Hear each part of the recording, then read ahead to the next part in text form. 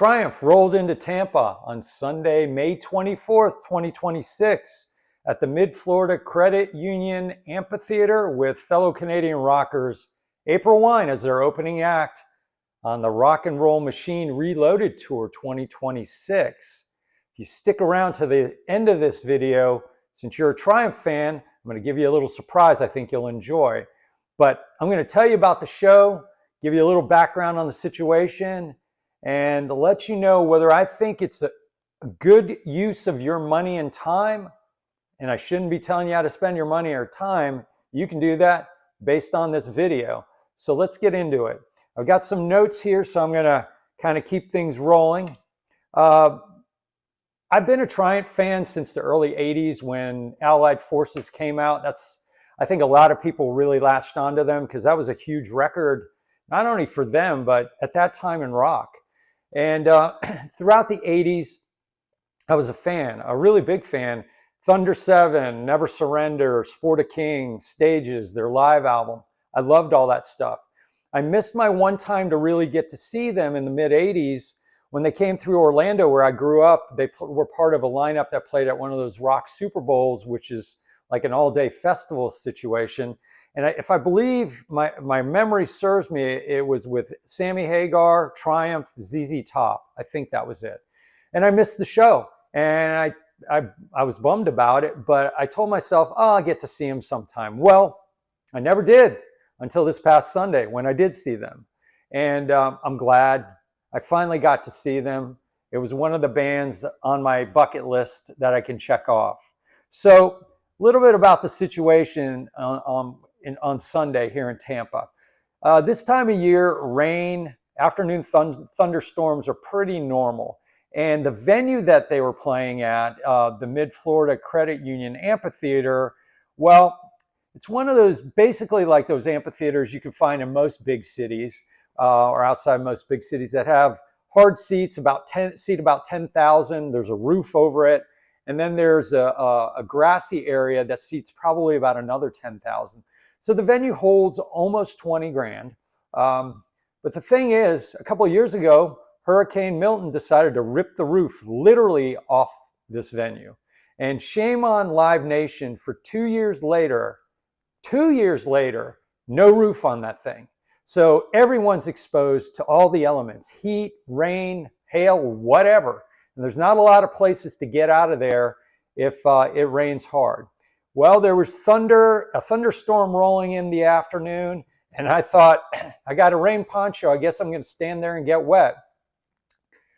So the venue's supposed to open at 6, and so we can all file in. And I get a text on my phone, and it says, due to lightning in the area, they're delaying the opening of the gates, and they'll let us know when things change. Well, around 7:15, I get another text. Mind you, April Wine's set to go on at 8 p.m. But around 7:15, they say, gates are now open. Make your way towards the venue. So, of course, everyone's trying to get in by 8 o'clock. So it took a while to get in. By the time I got in, April Wine was already on their 3rd song of their 10-song set list. What I will say is I'd never seen April Wine before, and I've listened to them. I know about them. I remember them from the 80s and 90s. Good band, not one of my favorites, but I was impressed, and here's why.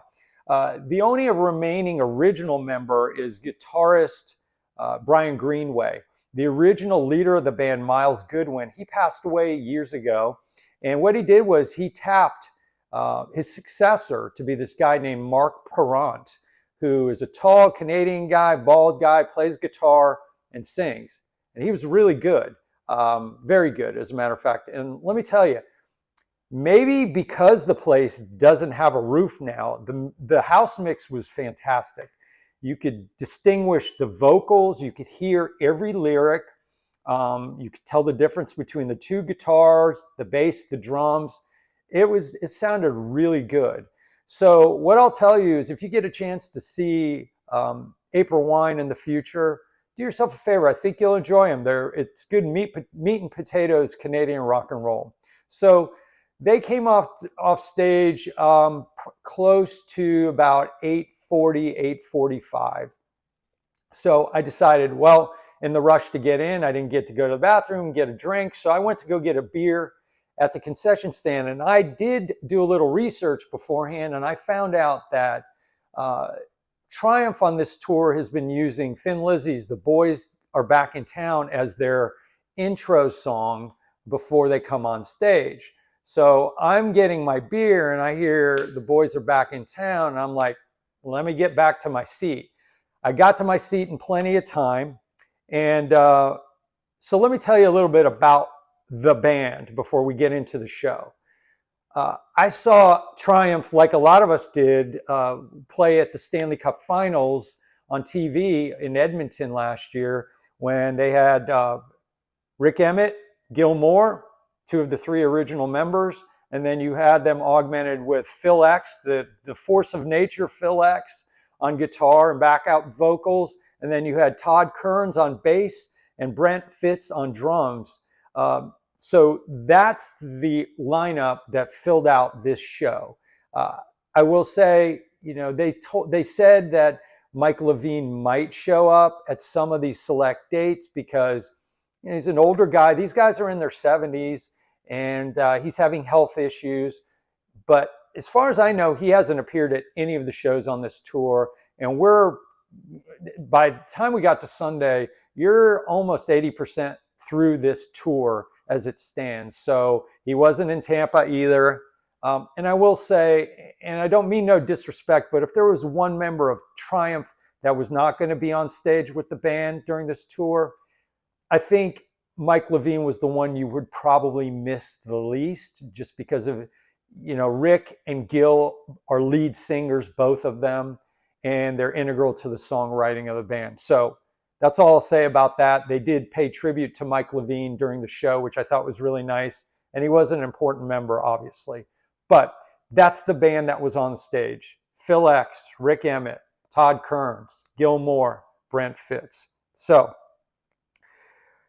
when I'm going to put up the set list here so you can look at it and you can see as I go along. I'm not going to go over every song individually, but you'll see the songs on the set list. So what happens is the lights go down when Thin Lizzy's playing.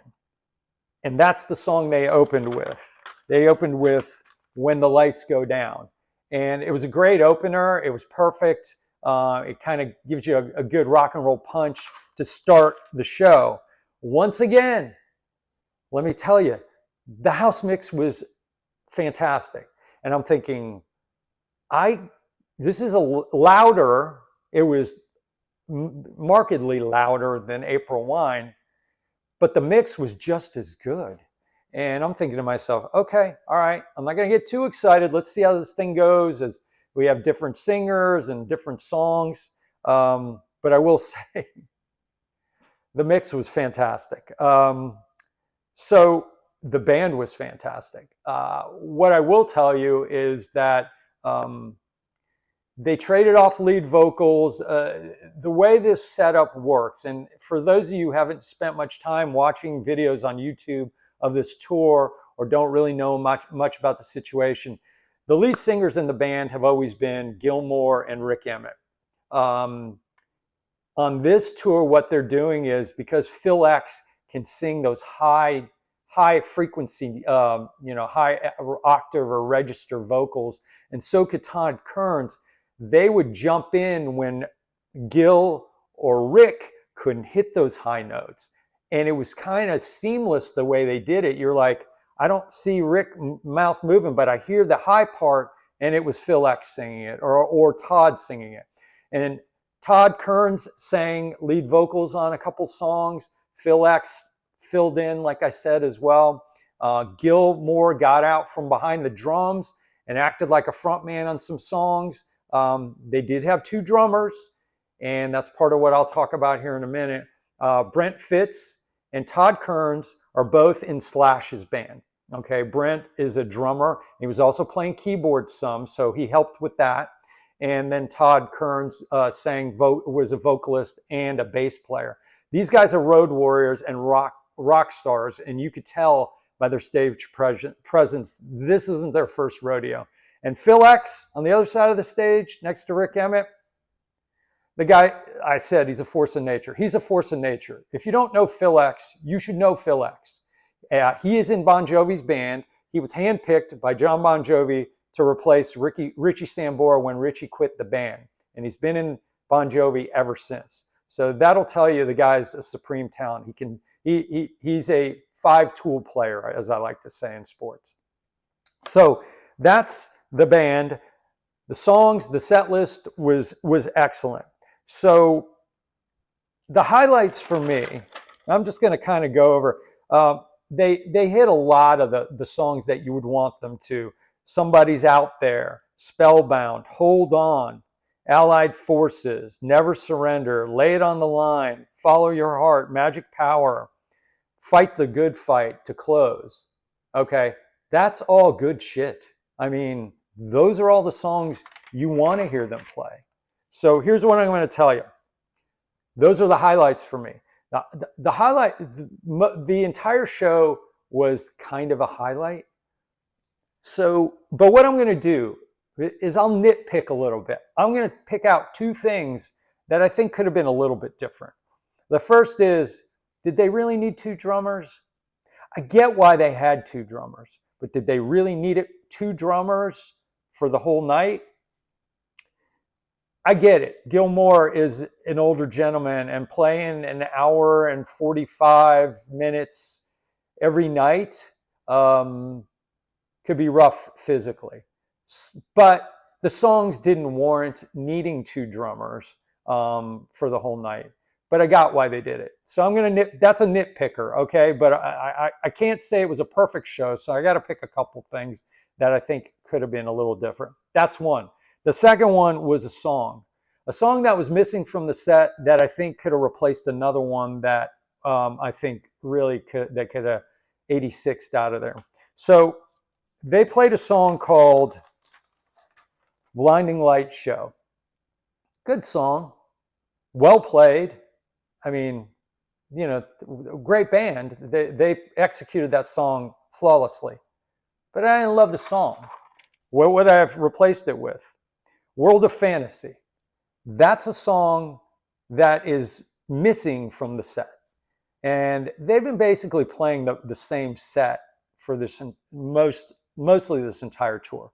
So my two nitpicks are going to be, didn't need really two drummers for the whole set, and World of Fantasy instead of Blinding Light Show. Other than that, the rest of it was ace. I mean, 2 thumbs up.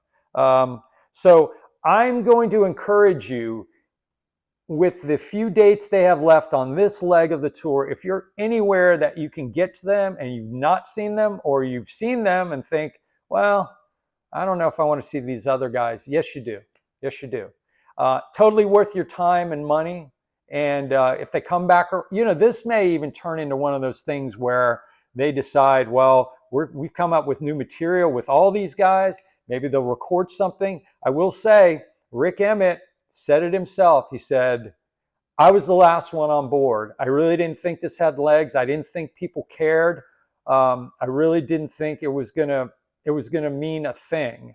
And I got talked into it, and I'm having more fun than a 72-year-old man should be allowed to have on this tour, and he's loving it. And you can tell the camaraderie between these guys on stage. And now they've been together on tour for a few months.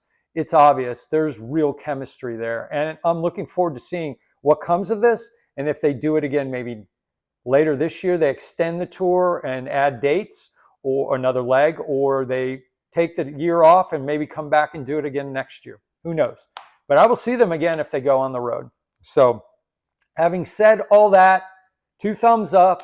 And now I'm going to shut up at this point, and I'm going to give you the little surprise I promised you. I took a video of them playing my favorite Triumph song, Follow Your Heart, from Thunder 7. So without further ado, Thunder 7, Follow Your Heart. Rock on, and I'll see you in the next one.